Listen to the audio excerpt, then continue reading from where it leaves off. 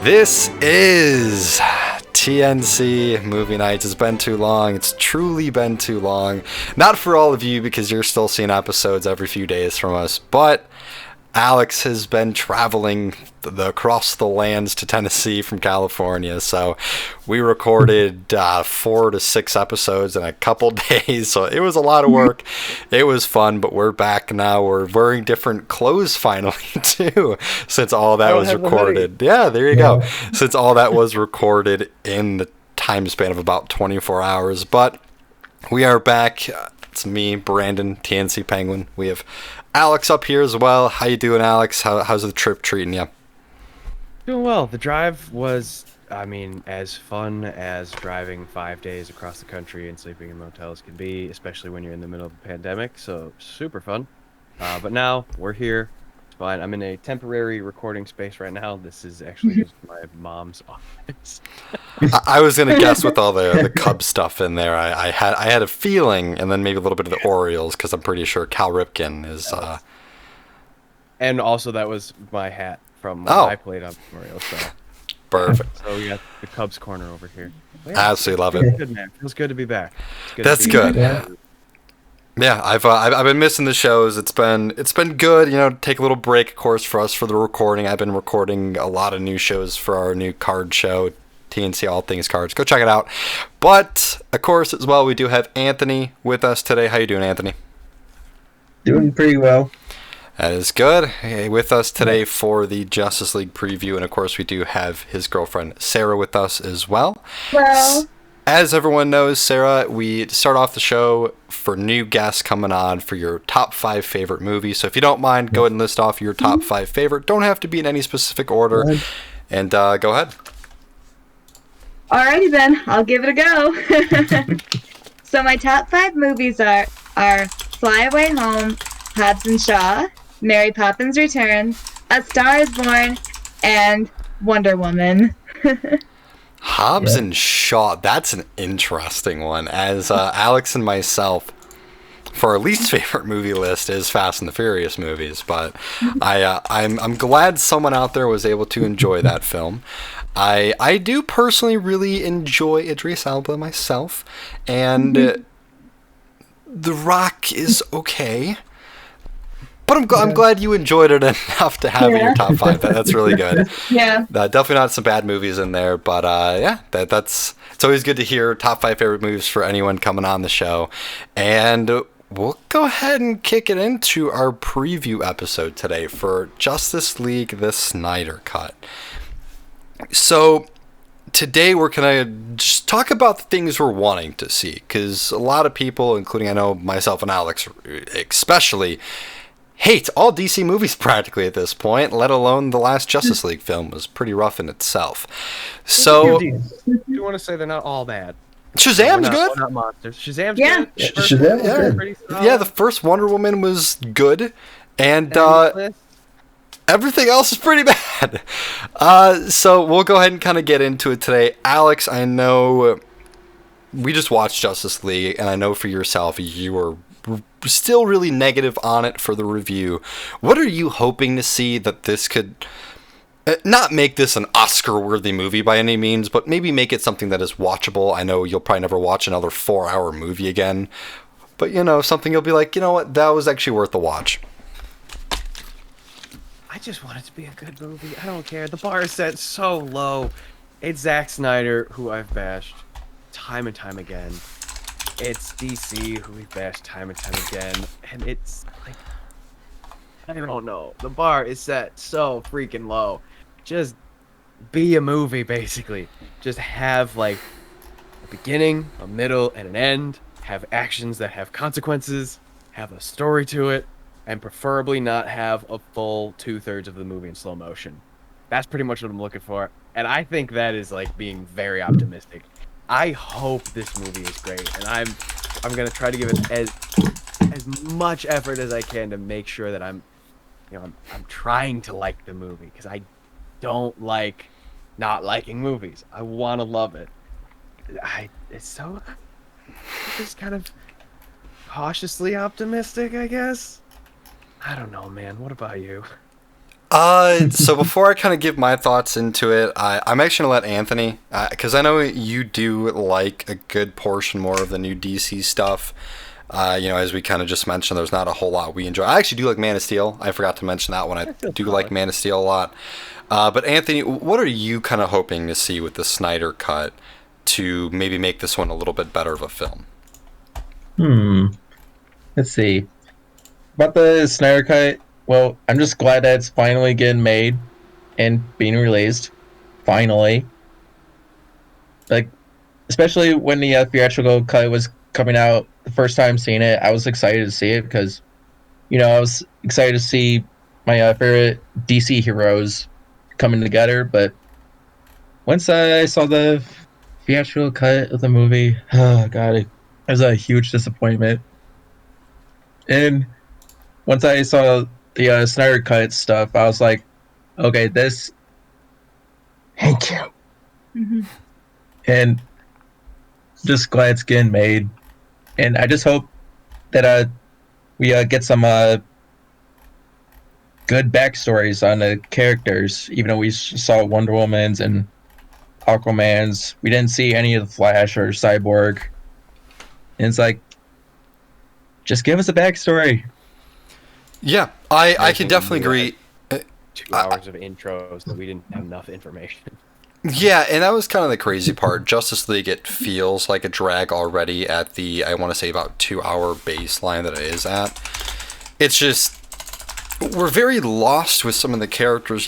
Some of us, like myself, and I know Alex, we watched, the cartoons. I read some of the comics and stuff growing up, so I know about some of the characters already, of course. I know about Cyborg and Flash, but you do need to give some sort of preface, and the problem with Justice League itself and kind of DC as a whole, they're trying to catch up with Marvel instantly rather than, run that slow time that they need to. You need to give us backstories to every single character, not just throw in 3-4 new characters into a film for us and then kind of give us backstory later with upcoming movies. So I do agree. That's one of the biggest things I really need to see in this movie. I want to kind of hold my thoughts for the end because I have found some information I'd like to share as well. So Sarah, I don't know your thoughts of Justice League, but what are you kind of hoping to see from this movie? Is there maybe characters, better dialogue, or action sequences? What are you kind of hoping to see with Justice League?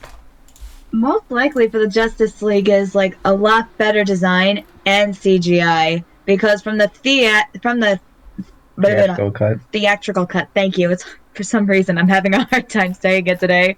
For the theatrical cut, some of them did not turn out so good because some of them, went a little too much and not enough, on like one by one certain characters, and CG. Yeah, and what really didn't make sense is that why did you resurrect Superman after he got killed on Batman versus Superman?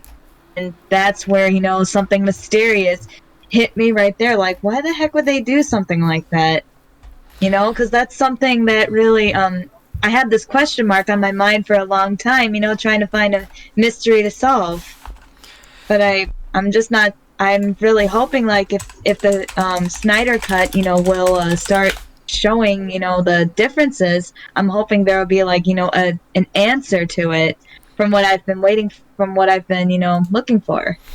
Yeah, and I mean, through the comics, there is the death of Superman story. Then, of course, a lot of characters do get revived throughout the comic book series because you can't just not have a huge character like that. But it was very quick. I wish it was one of those things. Maybe we kind of had another maybe a Justice League movie before this to kind of be like, hey, we need to band together because Superman died. Now, because he is gone, we need to make our own team because Superman is, practically, he's a god in a sense. And we need to be able to protect, the world now at this point, and that would make a little bit more sense to have that bridging of the gap. Now, there is a lot that I'm hoping for with this movie. Before I mention what I am hoping to see, I checked into the Zack Snyder Cut reviews already. I have not spoiled anything for myself. This does not spoil anything by any means. There's no plot points, anything of that. However, The titles of these articles are Justice League Snyder Cut is still terrible. Now 1,000,000 times longer. That is one of the things I can see on here. Another one is, let's see, a movie did not get any better, just doubled in time. So it's scaring me. It's really scaring me. As Alex did mention before as well, I do not care for Zack Snyder. I don't know. I do think he really tries to rely too much on the CGI effects and slow motion and kind of just the poor superhero tropes. So I am very worried this movie is going to be terrible. Fingers crossed it can be at least watchable and I'm not hating myself an hour and a half into this 4-hour long movie. I am really hoping to see some better backstory, as Anthony did mention as well, of course. Outside of the backstory for Cyborg and Flash, I want to see a little bit more reasoning of doing things in the film. It just felt very awkward at times for kind of the transitioning of why things were happening, other than kind of just quick transitional piece. So I would like to kind of see a little bit more of why they're making a team with Superman gone, because we're not really seeing the world being destroyed. All we saw was Batman having a nightmare, and that's really it. Outside of that, Steppenwolf I thought was a terrible villain. Very boring, not a whole lot of emotion in the character. You didn't feel a whole lot of consequence to possibly come. Yeah, exactly. Who cared about Steppenwolf throughout the whole film? So with Darkseid being a part of this, I do think he could maybe kind of play that Thanos role of that world breaker type villain.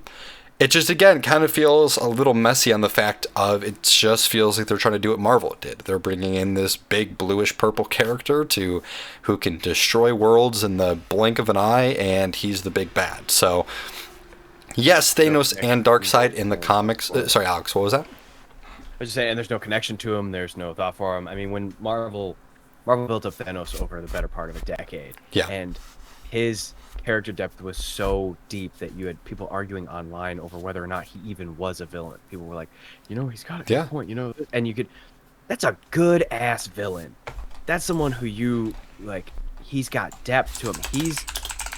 The best villains are heroes in their own story, where if he were to be the one to write the book, he's the hero of it, because in his mind, he's doing the right thing. That's a great villain.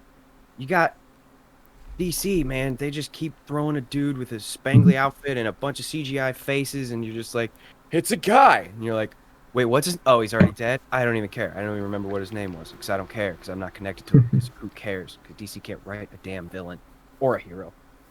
Oh. Yeah. Yeah, no, It's like... Go ahead, Anthony. I just hate it when certain studios keep on competing with other movies. Like, oh, we need have a Marvel and a DC movie the same year. Oh god, I hate when they do that. Yeah, it's kind of the constant back and forth. Like, I do get it because you want to make money, you want to compete, you want to have that kind of back and forth between the studios, but you need to build off your universe force, not just jump to catch up, and that's what's really killing it. I do agree with Alex. There are characters, Marvel and DC, that do very well, but you look at them like, is that really a bad guy? For example, I didn't even really love Amazing Spider-Man 2, but you looked at Electro and you're like, you know what? I get it. The dude was picked on a lot. People hated him. No one realized who he was, recognized him.